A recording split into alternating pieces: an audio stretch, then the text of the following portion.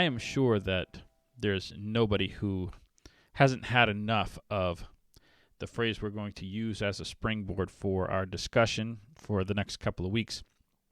And probably, I assume, actually, much to the contrary, if we could all go back to 2015 and remove a certain phrase that is used, whether genuinely or as a parody, if we could possibly remove that from the political landscape, this phrase that frequently appears on certain hats, we probably would, regardless of which side of the aisle you may be on. It is just it overused in our common discourse today. But I want to explore the phrase itself, and not in the way that it has been looked at by many people, because it's exclusively a political phrase. But here in the idea collision, we try to take things and look at them in a spiritual context. My name is Andrew Green. I'm a minister in the Waukesha Church of Christ, and that's what we do in this podcast. The idea collision is that we throw a bunch of ideas together and try to come out with something valuable beyond just arguments or things like that, but something that you can take and use in your own personal life, right? So if you could go back in time and remove that phrase from history, or from the last 10 years of history at least, right? Unfortunately, it would still be in our history because it is a phrase that Ronald Reagan used. Some believe, and I don't have any doubt that there's some accuracy to it, but the first one at least to widely use it was used by Ronald Reagan. It was used by Bill Clinton, and that was actually a phrase he used in kicking off his announcement for the presidency. It was in that speech.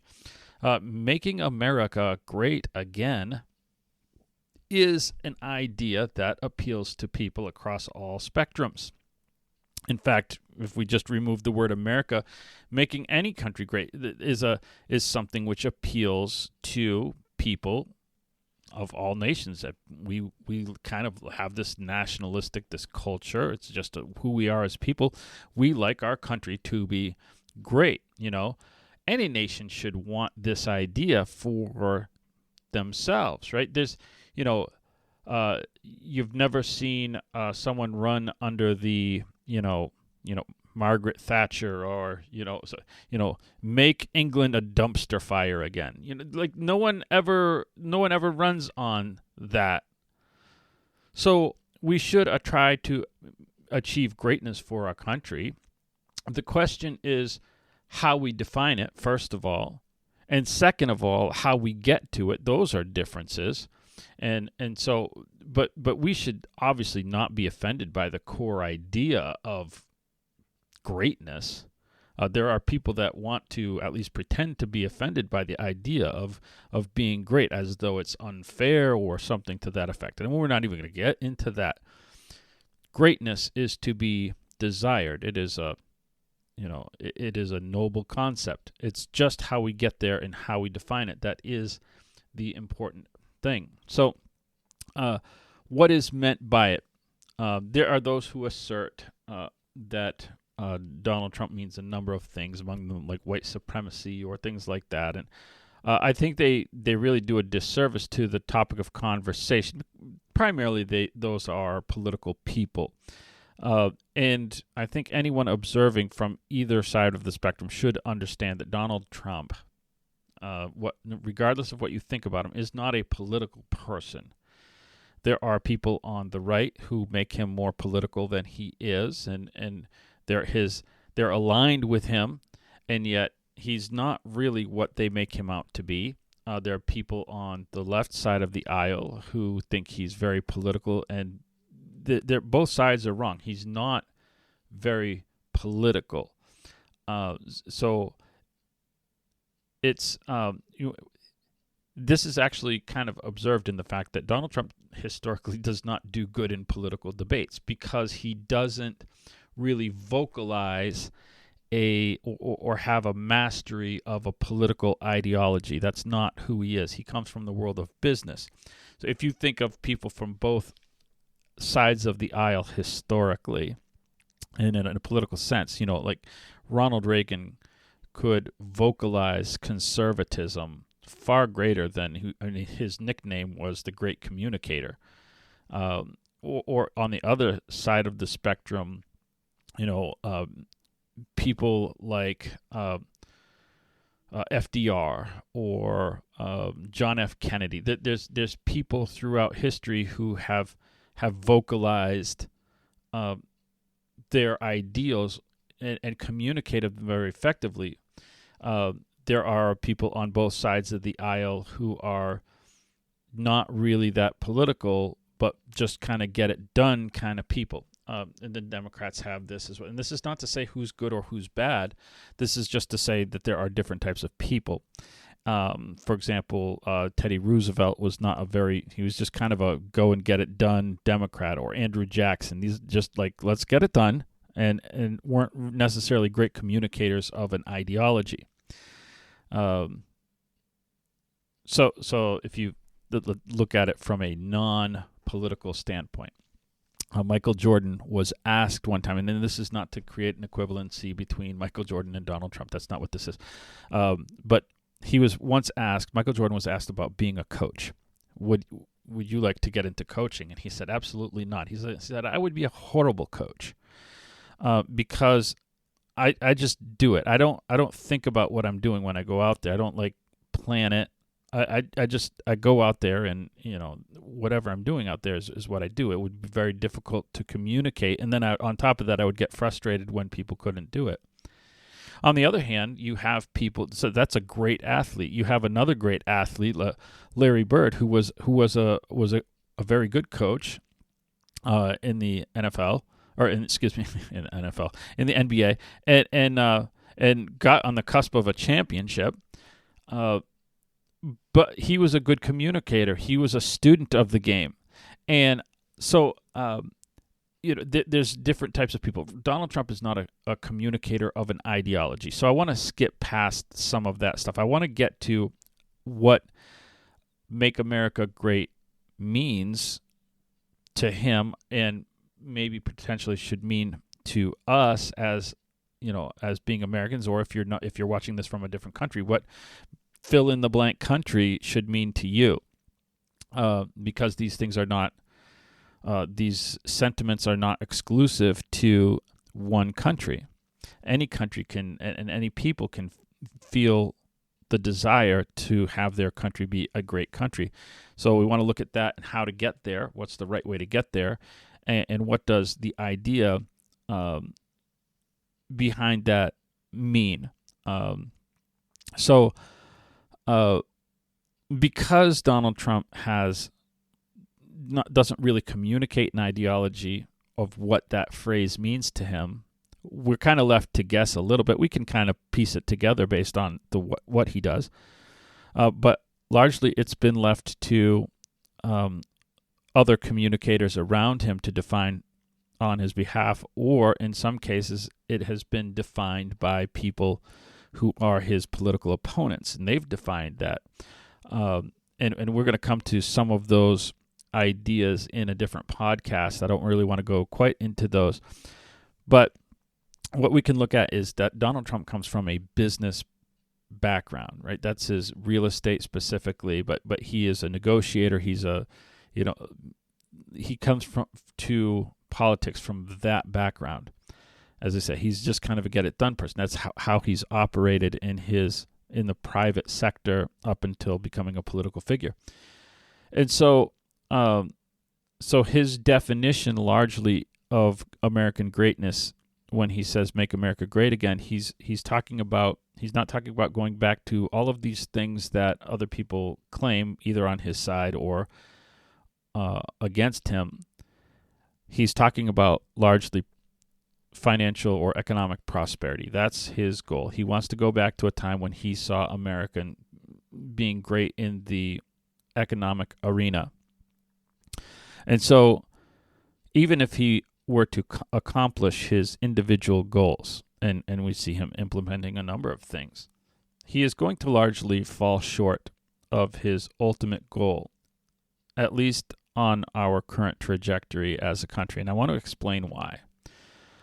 This is not me being anti-Trump. This is not me being pro-Trump. This is looking at things from a spiritual perspective, and I want to emphasize that greatness, the reason that he will ultimately be unsuccessful in this, unless something changes, again, this is based on our current trajectory, is that greatness has never been defined through the lens of financial prosperity. It's never been that. It might be coincidentally that. There are times where we've been great in some senses, that we've been also great economically, but those are largely they're coincidental. Those nations that pursue greatness as a construct of economics will ultimately fail, and fail miserably.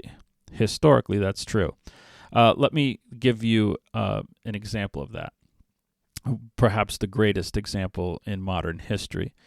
There is another person, or two actually, but one in particular who's noted as the author of a theory, political theory, economic theory. He was obsessed with economics and economic success for his nation.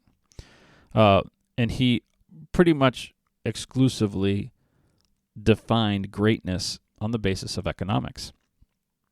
And he was devoted to a concept, what we would call today, of GDP. But I'm not going to get into words and all that, what it was back then, but the same basic concept. Not American. He was actually German. He's co-wrote books with another German. His name was Karl Marx. He's the author of Das Kapital. Along with a guy by the name of Friedrich Engels, he published a book called The Communist Manifesto. Karl Marx is his name is most closely associated with the Soviet Union, and so much so that a lot of people think that he was Russian. And he was not. He was German. That the thought that ends up becoming communism, which is held primarily by, Russian and the former Soviet states, and then now into Asia, largely began in Europe. And it's why Europe has a soft version of it called socialism. Right? They kind of softened it up, but it's basically the same ideas. And the Soviet Union, built on these, failed at a historic level. Right? The deep poverty is associated. The more the closer you are to Karl Marx's theories of prosperity, the more poor your country is, because greatness is not defined. Part of it is how they got there. They're bad theories in and of themselves, but it is not just that. It is. There's a lot of capitalistic countries that fail in poverty deeply as well. It's not necessarily just the system. I mean, that's true too, but it is in that people pursuing greatness economically will never reach genuine greatness. And that's true on a large scale. It's true on a smaller scale as well. How do countries sink to such levels of poverty? When they're focused on prosperity, how does that get there? Right? Again, it's partially the method. Who are the greatest presidents? When you say great presidents, who do you think of as great presidents? Do you think of Lincoln? Lincoln is going to top the list until death do this country part. Right? That Lincoln is going to be number one. And Washington will be the second, just because Washington's the first. We know the name. But he was a great president. There is greatness, but neither of these presidents presided over great periods of economic achievement. Right? They're not not to say that we were in deep poverty, but economic success is not what you associate with these presidents. That's not where greatness lies.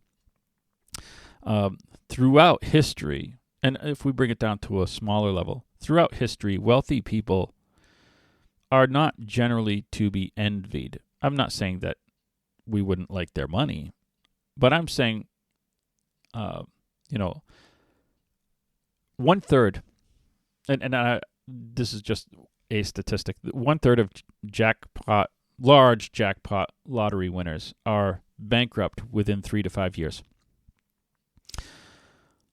And among those same group of people, murders happen at a higher rate, them being a victim of it.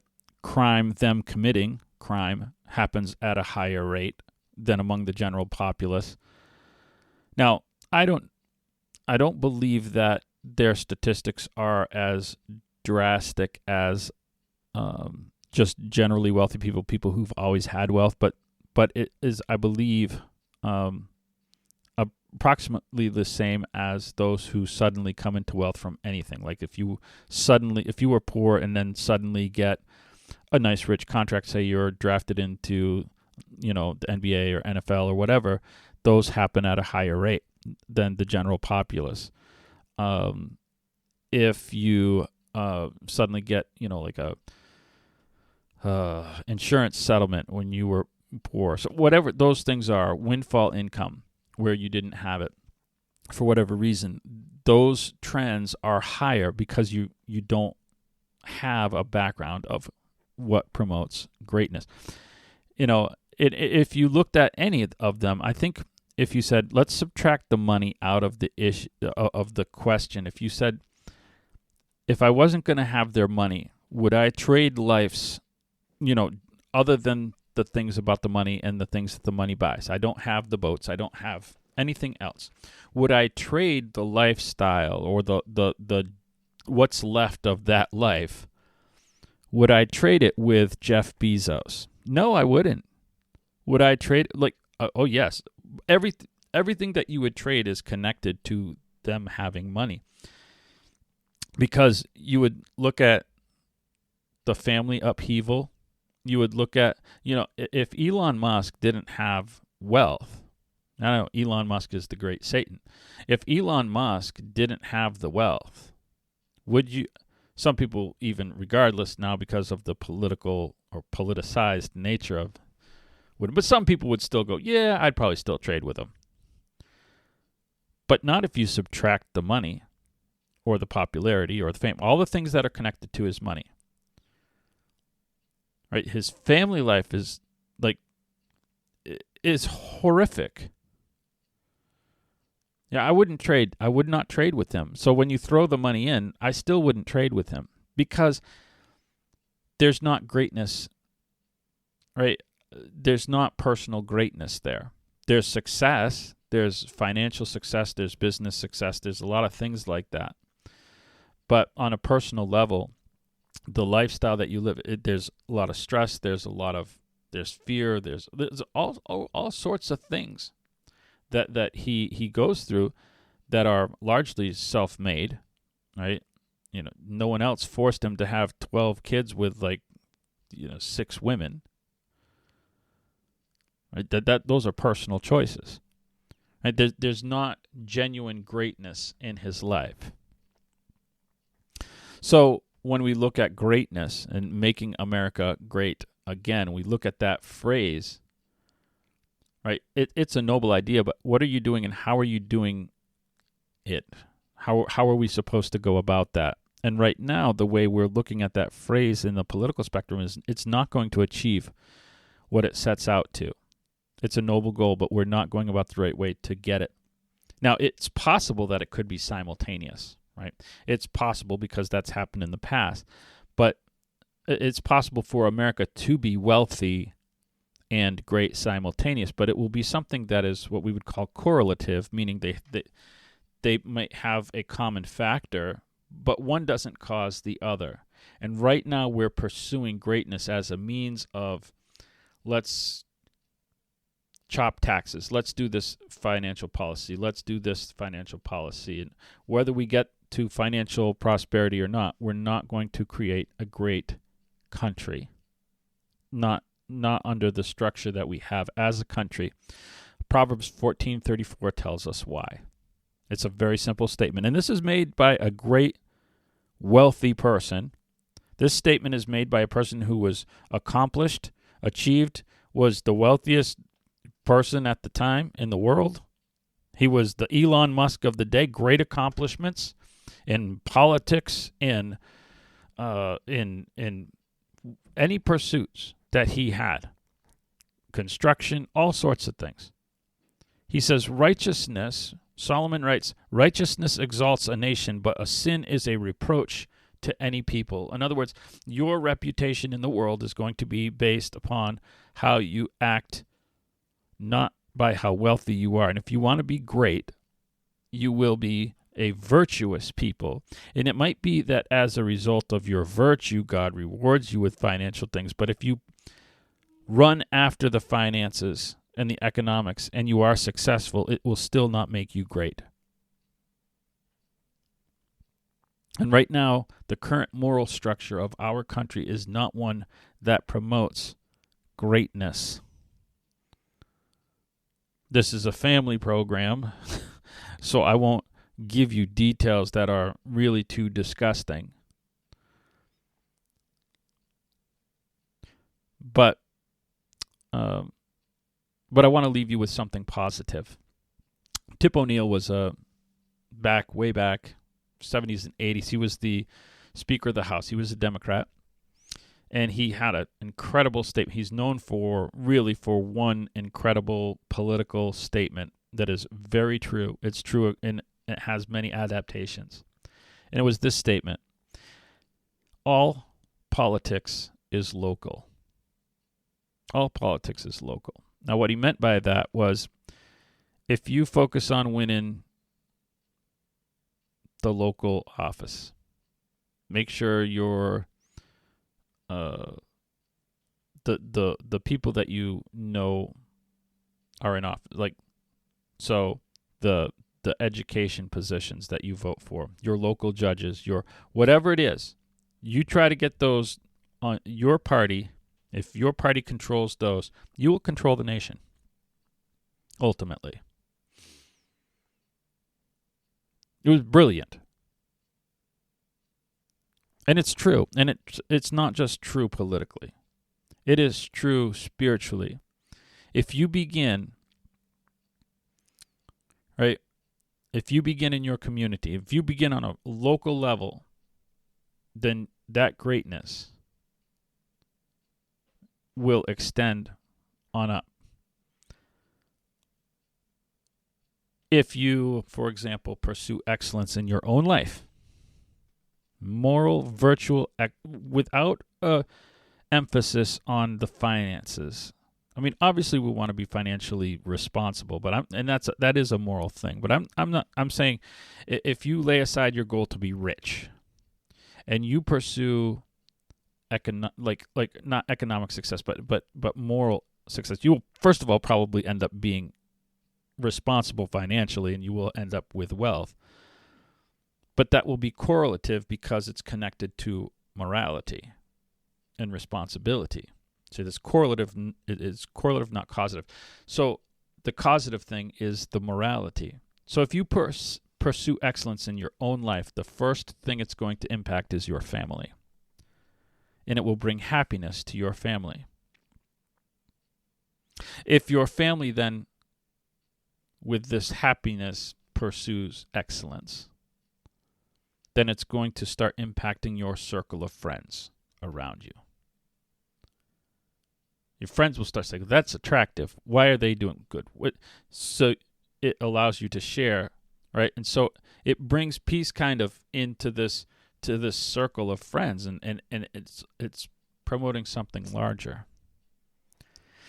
As your circle starts to accept this and starts to say, this is something that I like, this is something that's genuine, this is something real, it's beyond, like, they don't have incredible wealth, but they're happy.